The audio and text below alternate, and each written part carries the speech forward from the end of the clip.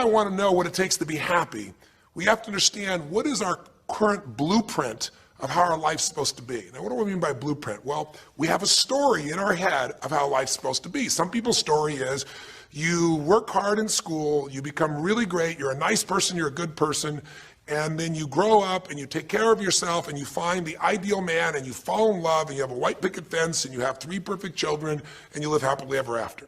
Somebody else's story, the old story was you work really hard in school, you excel in college, you go to work for a big corporation, and you move up through the ranks until you're the president or chairman of the company and you become successful and respected throughout life. These are some old stories. Obviously, the stories that we hear today of what people's lives are supposed to be like are completely diverse. We no longer have these little archetypes, but one archetype still seems to remain. And that archetype is, in order for you to really feel like you're enough, many people believe they have to achieve an enormous amount. They may do it in different ways. They may do it by building a company and taking it public when they're 27 or 25 years old, or they find and create a new technology, or they become a very special doctor. But we live in a culture in the West that teaches people that you're not enough unless you do something really special and unique, and we define special and unique in interesting ways. A school teacher is not special and unique. A mother who stays home with her children day and night, sculpting their minds, their bodies, their souls, and their future is not special. We live in a world today where we treat teachers like they're nobody and pay them accordingly, and we wonder why our children seem to have challenges in learning and growing or being engaged in school. When we spend thousands of dollars on some item like a computer, but what we look at overall, we invest in for the teacher and for that person who's the personal connection with them is so small. We live in a society where many women look down and say, well, you're just a housewife, you're just a mother. See, some of the pain we have in our society is not because there's one right or one wrong approach, but because we try to make everybody fit into some particular approach to life. Here's what's going to make you happy or make you unhappy in life. It's real simple. Let's do a quick test. If you're in a situation right now where you look at your life, I know there's an area of your life that you probably feel pretty darn good about. Even if you're not happy with your finances, I bet you feel damn good close to your kids. Or if you're not close to your kids, maybe you don't have any kids, maybe you feel really good about your career. If you're doing not so good in your career, maybe you got a really great body that you've trimmed down or strengthened up, or you really shaped yourself the way you want, muscularly, or in the way you look. Or if that's not happening, maybe you feel a really special connection with God, or really close to your mother or father or your family, whatever. Almost everybody has an area of their life they feel really good about if they're honest, and if they're fair to themselves. What's an area of your life you really feel happy about? I want you to think about it for a moment, truthfully. What's an area in your life today that if you wanted to be happy about it, you really could feel proud about it? You could feel like it's an area you're doing darn well in. And if you're really hard on yourself, there's still an area. What's an area? I want you to think of it right now. And I want you to think of that area, whether it's your body or your finances or your career or your intimate relationship or your relationship with your kids or your relationship with your creator, whatever it is. I want you to think about, why are you happy with that area of your life right now today? Why are you happy with that area of your life right now today? Really think about it. If you were in a seminar with me, I'd have you write this down. And if you can put me on hold here for a second, because I'd like to reveal to you what the formula is for happiness. And if I say there's a formula for happiness and here's what it is, you're going to go, yeah, sure, that's what he says. But if you put down the answer and we can see the formula is real without me telling you what it is, you get to look at your own life and say it matches, you're going to know this is right. So you could stop this right now if you want, put me on hold, and just write down what's an area of your life you're really, really happy about, you're really pleased with, or you could be if you wanted to focus on it. And why are you happy with that part of your life right now? Even if you're not happy with everything, what's the area you're happy with and why? Put me on hold right now, or if you're not going to do that, just think for a moment. Why? Specifically, be real. Why? Now, when I ask this, if you turn me back on now, if I ask this of an audience, I'll have people write this down for a few minutes, and I'll call on people, and I'll say, share with the person next to you first. What are you happy about, and why are you happy in that area? And be specific. And after they share, I'll have people stand up, I'll call on a variety of people, and I say, ma'am, tell me, what are you happy about? And she'll say, well, honestly, I'm really happy with my body. She goes, I never thought I'd say that, but I used to be so unhappy with it, and I did some things, I pushed myself through, and now I exercise regularly, and I'm not perfect, but I feel fit, I feel strong, I feel energetic, and that's really, it just feels good to me. Now, I say to everybody, I'm now going to show you what the formula for happiness is. And it's real simple. I want to reveal it to you so you don't ever forget it. Whenever you're happy with an area of your life, it's because right now, your current life experience, I call it your LC, your life conditions, the conditions of your life conditions in that area match or equal to your blueprint, your story, your belief about how life should be in that area. So this woman says to me, I'm really happy with my body because it's not perfect. Her blueprint is I don't need to be perfect, but it's so much better than it was. I'm fit and I'm strong and I have this energy. Her mental blueprint says I should be fit, strong, and have energy. I don't need to be perfect, but I should be that way. Well, when my life, my body matches how I think it should be, I feel good about my life. I'll ask somebody else. I'll say, tell me an area you're happy with. Someone else will say, well, I'm really happy with my career. And why? Well, I'm doing better than I even thought I would be. I mean, I'm ahead of the schedule of where I hoped I'd be at this stage. I'm working at this level in this company, and I have these skills and this ability, and it's even better than I thought.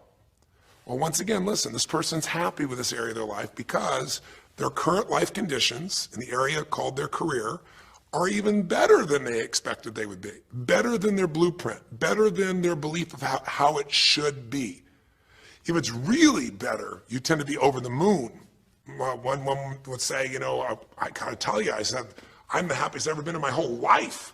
How come? She goes, because I have this man in my life and I'm in love with him and he loves me and I can be myself with him. And we have this incredible intimacy and this passion and we want to be with each other all the time and I never get bored with him. Well, what's her blueprint? You want to be with somebody that you can have total intimacy with, somebody who you love and loves you. Those are part of her rules, her beliefs of how it should be. She said, it needs to be, I never want to be with anybody else. I want to be with them every moment. Her blueprint about how life should be and the way she lives, her relationship's even better than she hoped. When it's better than you hope, you're going to be totally excited. So think about this then. What's an area you're not happy with? Let's see if we can find the formula for unhappiness. If the formula for happiness is to be able to meet your expectations or exceed them, that really makes you excited, but to be happy, you gotta at least meet it. It doesn't have to be perfect, but if you generally are meeting what you expect you want from your life in that area, you feel good. Life conditions match blueprint, feel good. So what makes you feel bad?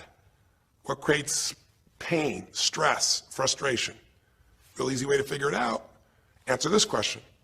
What's an area of your life you're not happy with?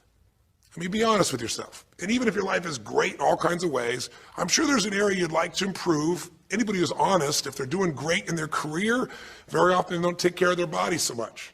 If they're really focused on their body, very often they find themselves in a position where they're not spending enough time with their kids. Or if they're spending time with their kids, their intimate relationship's not doing so well. Because it's the nature of human beings to focus on areas they feel comfortable with and strong in and give those time. And the areas they don't feel so strong and they go, I don't have time for it. What they're really saying is I don't feel very competent in that area. So what's an area of your life that you are not as happy with? I mean, it's healthy, honestly, to look at areas and say, I don't like it, I want more. This whole concept of a breakthrough is about how do I close the gap between where I am right now and where I want to be. That's what we're here to do. It's like, here's where I want to be, here's where I am. It's healthy to see there's a gap. That makes me have this hunger, this drive to grow, to feel alive, to expand as a human being. So what's an area you're not pleased with? Is it your body? Is it your finances? Is it your career? Is it your spiritual life or lack thereof in terms of feeling connected in that area? Is it your kids? Right? What's the area? What's the area that's not where you want it to be? And then answer for a moment, why aren't you happy with that area of your life right now? Why specifically today are you not happy with that area of your life at this stage of your time of your life? Again, you can stop this and write it down. Might be useful for you. Or if you're going to keep it running, you can stop it and you'll turn it right back on and I'll kick into it. Do that now. Or if you kept it running, then I'll give you what happens. I have people write this down and they don't like this exercise so much. Well, I don't like my body, or I don't like my finances, I don't like my career, I don't like the person I'm in a relationship with, I don't like myself the way I'm in relationships. Why? And they write it all down. Have people share back and forth. I call on people, and the lesson's pretty clear. I tell people in advance, here's the formula for unhappiness. I'll show you before you do anything else.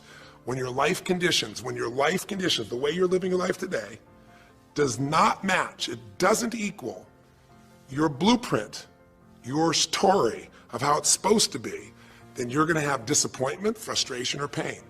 If your life is way different than the way you think it's supposed to be, you can have enormous pain. If it's a little different, you might feel stressed. Make sense?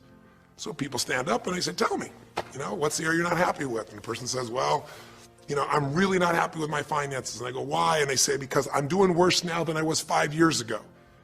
I made mistakes in the market, and at this stage of my life, I should have this much money, and I don't have it, and I don't know how to change it, and it's making me crazy. And why are they crazy? You say, well, because they don't have their economic needs met. No, you can not have your economic needs met, and you can still be okay, but when you have an idea, this is what my need is, and I did the wrong thing, my life doesn't match how I'm supposed to be, that's when people get a little crazy. See, think about it. If you grew up taking care of folding your own clothes, making your own meals, going to the store, doing the grocery shopping, cleaning the bedroom, cleaning the house, vacuuming, taking out the trash, and you did that your whole life, then if you have to do that later on, you don't feel like you have economic pain because you don't have a maid. But if you grew up in an environment where everything was done for you, you never have to work, and now suddenly you have to work incredibly hard to just pay enough money to pay your bills, and all of a sudden food is building up and the house is dirty and your clothes aren't folded and nothing matches, you might find yourself really angry and frustrated because you have a different story about how life's supposed to be than how it is. Someone else will say, well, I'll tell you why, because I'm in a situation now where, I'm 30 pounds heavier than I should be. Should be is the key word. There are people in all cultures who love being big. There are people that will walk around and someone else might think they're massively overweight, but they're going, I own this, honey, and they really, truly, they match their blueprint. Big is beautiful, because their idea is big is beautiful. I'm big, that's beautiful, matches my blueprint. Rock and roll, I'm happy as can be. Somebody else can look like a twig and be stressed out saying, I hate my body, because their blueprint says I should be the skinniest thing on earth, and I'm not skinny enough. Am I making sense? When your life conditions don't match your blueprint, you're going to have pain. But here's when you suffer. When I ask people, who here has been through the dark night of the soul?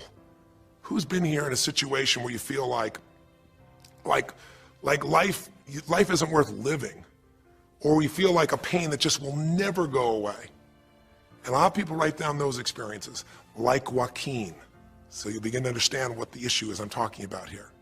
Joaquin, if you recall, was in a situation where this man felt like there was no reason to live. He couldn't work, he couldn't do anything, his life was worthless. Why did he think that? Because he had a blueprint. And his blueprint said, I need to be an NBA basketball player, at least a professional basketball player. I need to be able to make money and have this great lifestyle, because that's what makes me worthwhile as a human being. That's what makes my family respect me, my mother, my uncles, my aunts. I'm the successful one in the family, and I make the money. I support everybody. He's a good man. He didn't come just to be successful. He took care of his mother, his family. He tried to be an inspiration for people. Joaquin Hawkins is a man who was always going out on his free time and training kids and showing them the pathway to freedom, how they could play basketball and get free like he did and get out of the inner city. So this man is not a selfish man, but he knew this is the way to be worthwhile. This is the way to be able to give to people. This is the way to take care of your family. And all of a sudden, one night, what happened? That way was taken from him. He has a stroke. And in the middle of the night, his life conditions make it impossible to be who he has to be, or he feels like he's worthless. You get it? We have an identity. We have a story of how we're supposed to be. And if life somehow gets in the way of that story, we feel pain. But if we feel we have no control, that's when we go into suffering. See, it's one thing to say my life doesn't match my blueprint, I got to lose weight. That might stress you out. Or my life doesn't match my blueprint, I'm not in a relationship, I got to get in one. That might motivate you even. You might not like it, but you're going to find a way to get in one. Or my career doesn't match how I should be, you could change it. But when you start believing that your life doesn't match your blueprint and you have no control to change it, you're helpless, that's when people suffer. And so this week, for your breakthrough, it's a chance for you to start to take a look at your blueprint anywhere you're really having pain.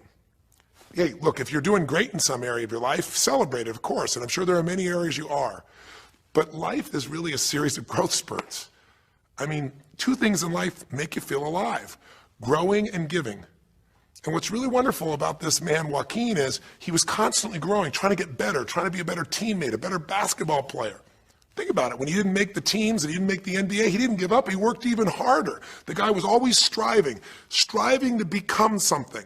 And he became it, and he achieved it, and then life took it from him. Isn't that the common denominator with so many of the people in the stories of this 6-part series that you saw, these 6 specials? I mean, Frank and Kristen had a blueprint of what life was supposed to be about. We're supposed to get married and have children, and we're going to have our own business. And all of a sudden, life doesn't match the blueprint. And suddenly, there's depression. Because in their case, they said there's nothing we could do. But they were wrong. They were wrong because they discovered, and Frank discovered, I can make a difference in my wife. The chair, even though I didn't create this and didn't ask for it, this chair does not define me. I can become more than I was before. I can have the impact with my wife. I can have children. We had to change his blueprint because we couldn't change all the conditions of his life. Does that make sense? I couldn't get him to physically walk again. Maybe someday he will, but we can't count on that. What we got to count on is that he can be fulfilled by seeing he isn't helpless. And I did that through a series of experiences that violated what he thought he couldn't do. The same thing was true with almost every one of the people we worked with at some level. And in Joaquin's example, it was also true. Joaquin said, well, I can't ever have this quality of life again because I'm not a professional basketball player. And he was locked into that mindset, and all of us get locked at times. But to his credit, to a system of steps, we were able to break him out of that. We were getting him to see that he isn't helpless. Because here's your choice. Watch this now. If you're suffering, if you're in pain, your life doesn't match how you think it should be, and you think you're helpless to change it, now you have only 3 choices. Choice 1, blame something. And that's what Joaquin did, if you recall. He blamed his coach. He blamed what happened to him. And of course, these things were outside his control. But he blamed his coach. And a big part of the healing, if you watch this session, was bringing his coach in and getting him to see, hey, you know what, all that anger, all that resentment inside of you, Joaquin, A, it's not based on the truth, and B, like Nelson Mandela said, you know, having resentment in your soul is like drinking poison and hoping that your enemy will die. It doesn't work that way. And when Joaquin was able to break out, his breakthrough was a change in perception, to realize this coach wasn't stopping me. I just felt like I lost everything, and so I don't know how to change it, so I'm looking for something to be mad about, someone to blame, so I don't have to blame myself, or I don't have to feel so helpless. Because when you're angry, you don't feel so helpless. You feel strong for the moment, even though it's a fake strength. When he was able to make that breakthrough, he could stop blaming, because these are your 3 choices. When life doesn't match how you think it should be, blame something. An event, someone else, or yourself.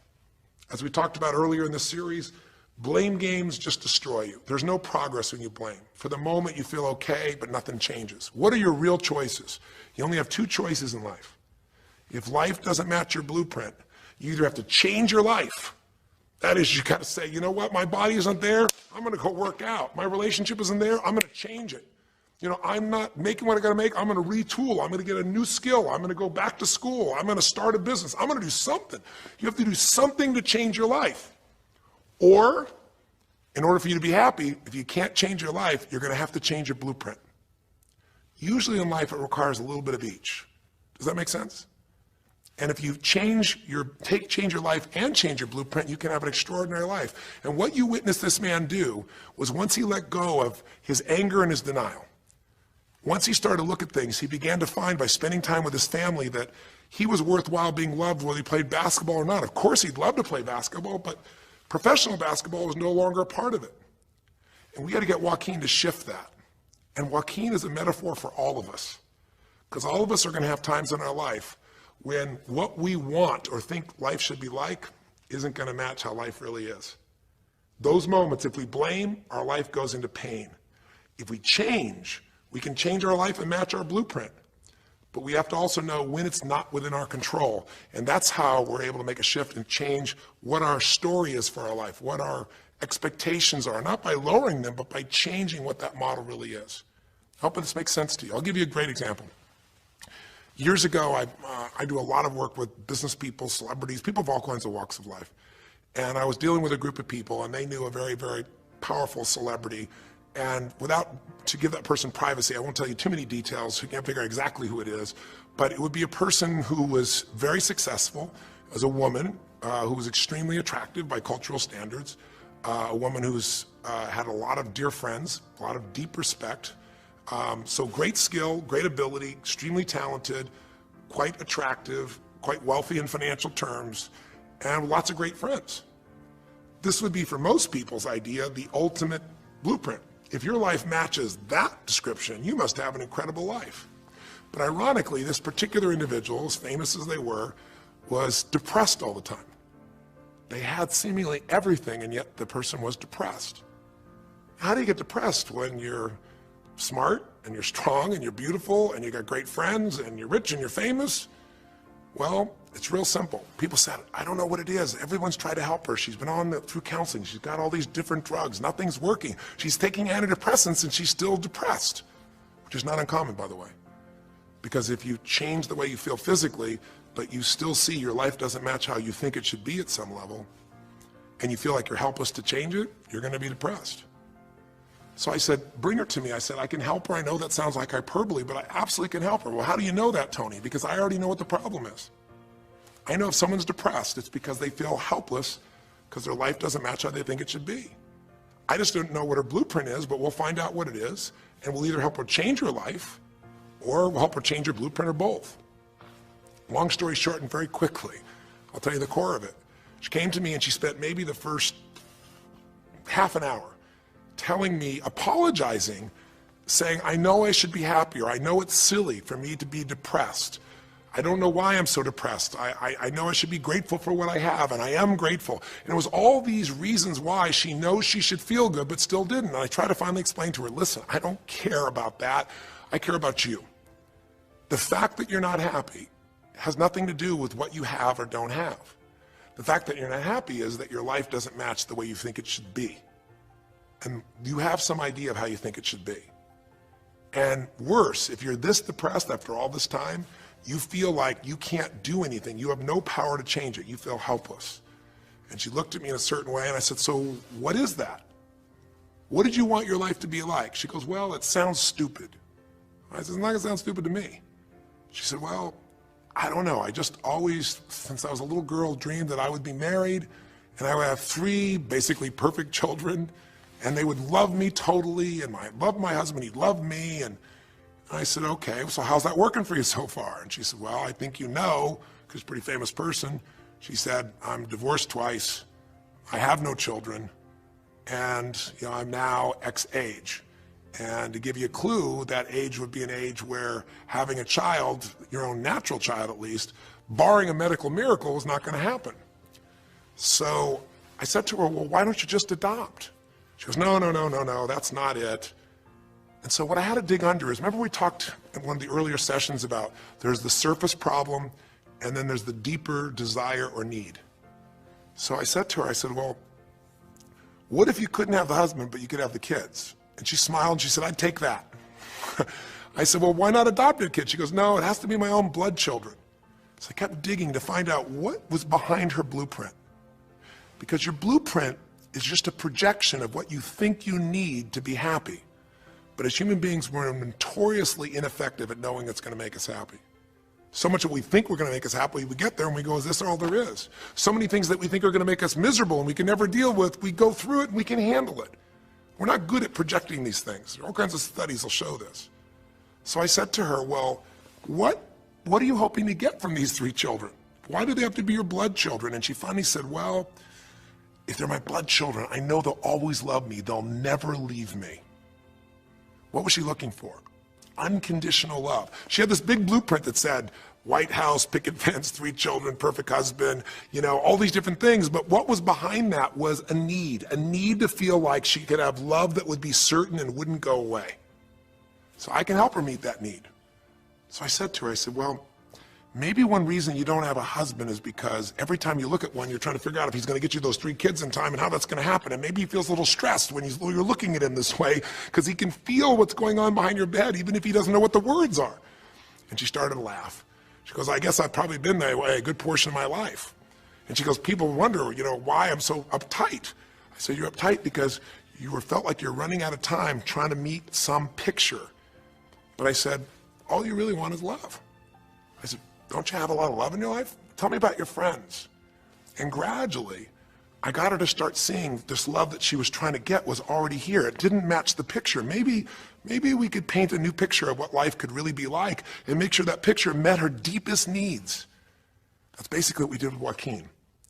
Joaquin wanted to be a professional basketball player because he loved basketball, yes, but also because he wanted to be that man who was a leader. He wanted to be the man who was the good man. He wanted to be the one who brought energy to people. He wanted to be the man people would look up to. He wanted to be the man who could take care of his family in style, all of his family, not just his daughters and his wife, but other people as well.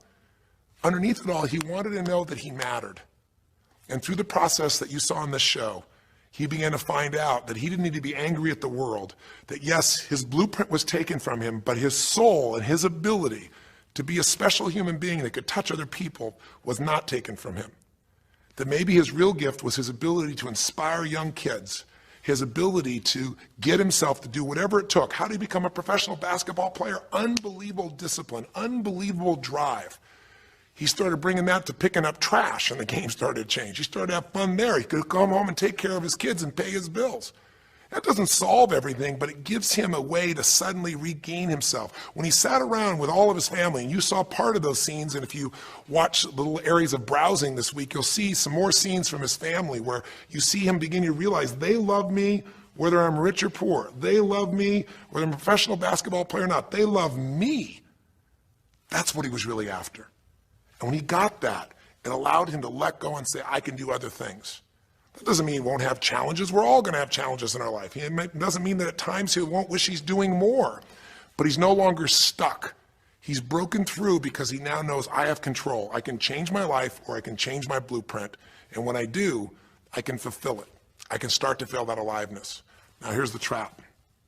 What do you think happens once you fulfill your blueprint regularly? Once you figure out how to do what you always dreamed of? You always dreamed to live a certain way, and now you're living that way, living that way, living that way every day. Well, the human nervous system, the human spirit needs to grow. So pretty soon you'll get bored with that, and you'll come up with a new blueprint. That's part of life that's exciting. See, if you and I from this day forward are going to be happy, just remember what we've said. It takes two things: grow and give. A meaningful life comes from growing, that sense of progress, and it comes from having life not just be about me, but about we, doing something that makes me feel connected to other people besides myself. That growth, that sense of contribution fills a deep spiritual need that we all have. If you are unhappy in your life, you got three choices, really two. Blame, that's not a choice, it's not going to work. Don't blame someone else, don't blame the event, don't blame yourself. Just figure out what you're going to do to change your life.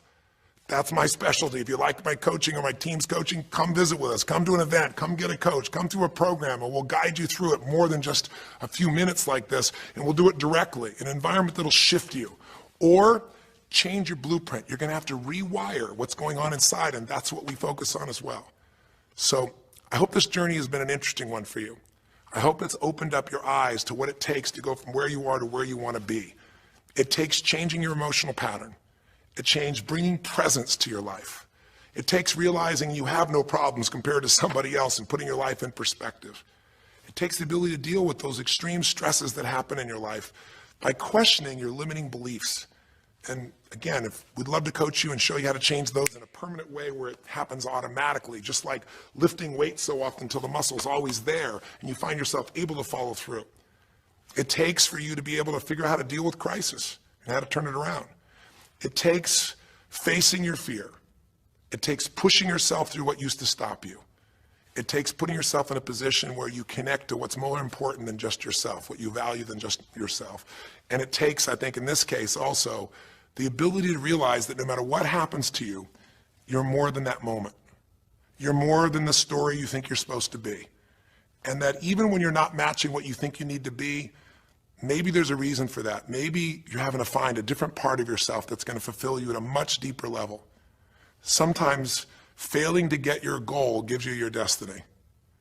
I can't tell you how many people I've known over the years who had an idea of what they thought their life was supposed to be like, and they didn't achieve it, and they felt miserable and upset and frustrated, and one day an opening happened, and they went, oh my God, thank God that didn't happen. I think it's Garth Brooks had a great song, And it's a song about when he was in high school and he was in love with this girl, infatuated with her. And she didn't even know that he existed. And he prayed to God every day that she would notice him, that she would fall in love with him. And then sure enough, she never did. He was so disappointed. His blueprint didn't match. His life didn't match it because she didn't even know he existed. And he felt this suffering. He could do nothing to turn it around. Well, 15 years later, he became a guy named Garth Brooks, somebody everybody knew, and he could rock, stadiums with his energy and his song and his music. And he goes back to be at his high school reunion. I think it was his 15-year reunion, if I remember correctly. I don't remember the exact year, but all I remember is he said he saw that woman that he was so obsessed by. He was looking forward to seeing her. And now he was Garth Brooks, and he met her. And after he met her and spent some time with her, he wrote a song called Thank God for Unanswered Prayers. Sometimes not getting your blueprint's the best thing that ever happened, because the disappointment drives you to find something more important inside of you. Or not getting it makes you look for another aspect of your life, a spiritual aspect, a family aspect, a physical aspect. If you can just trust that life doesn't happen to you, it happens for you, then you can find in any situation a benefit that can take your life to the next level. I don't care if you're Frank and Kristen. I don't care if you're, Mandy and Scott. I don't care if you're Joaquin and Kim. Every one of us in our life is going to face situations where it feels like we have total trauma, something that's been taken from us. The real question is, what are you going to do with it? Some people just live in their story of what they don't have, and they have the right to do that. If Frank and Kristen lived in pain and felt bad, we'd all say they have the right to do it. It's the difference between what you have the right to do and what you deserve to give yourself and others. We have the ability to transcend whatever happens to us.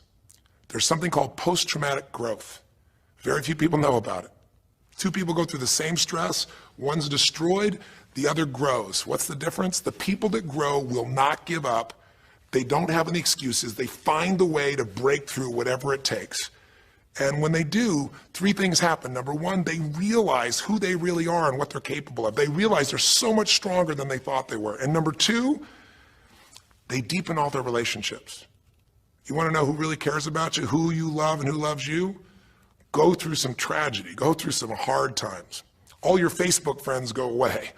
Your real friends, your real family shows up for you, and you show up for them, and it deepens your relationships. And the third thing happens, if you can push yourself through and break through whatever challenges life gives you, is each time you have a breakthrough, you get stronger.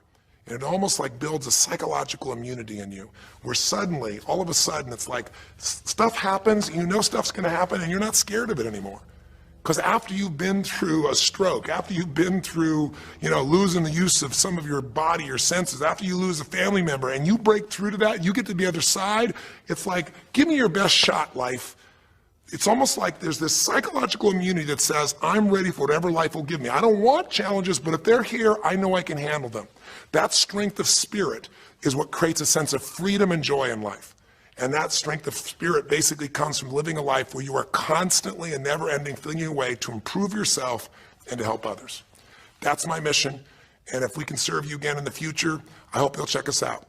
There's three ways you can continue to participate with us. You can come to an event, come have an experience with us live at a weekend at our Unleash the Power Within or our Date with Destinies. I think you'll find it's very different than just sitting here talking to you quietly, sitting in front of your computer screen. It's a rock and roll environment. It's like going to the ballpark and having one person sitting there talking to you versus being in the ballpark or the rock and roll concert, with 50,000. There's an energy and a power that comes from it. Second is there's immersion. Here we talk for an hour, there's distractions and emails. There it's total focus, and we go for immersion where literally what we did here over 6 weeks, a few little conversations, all that happens over and over again, multiple times a day, and you get that shift. So come to an event or call up and get a coach. We have people that you can work with and have a free coaching session and make sure it's really valuable for you. But these are people that can check in with you to help make sure you break through, you make the changes you want to make in your career or your finances or your body or your emotions or whatever area matters to you. And finally, lastly, and probably most importantly, every day you got to feed your mind. Because every day most of us are turning on, some form of news. It shows up in our pocket, in our Blackberries or iPods or our iPhones, I should say. It shows up on your computer constantly. It chases us, and it rarely does a good idea interrupt you. Really what you have to do is pursue the ideas, pursue the experiences that are going to change your life. And we have a way to do it called net time, no extra time. A way where you can keep feeding your mind the stuff that really matters with some products or services. So if you're interested in any of those things, be sure to click on your interest of an event or interest in having a free coaching session, or maybe try one of our audio programs, because the other challenge here is with video, you got to sit here potentially and watch me, but with audio, you can do it while you're working out, you can do it while you're cleaning the house, you can do it while you're driving in the car, while you're getting to work. We'd love to continue serving you in any way we can. I know I've gone long in this session, but I really want you to think about, how can I get my life the way I want it to be? The way I do it is I figure out what my blueprint is and I update it for what life is. I change my life, match my blueprint, and suddenly my life feels full and alive. Thank you for the time that we spent together here. I've really enjoyed our time, and I hope that this breakthrough series reminds you to never settle for less than you can be. Never settle for less than you can give or you can share. Live strong, live with passion, and God bless.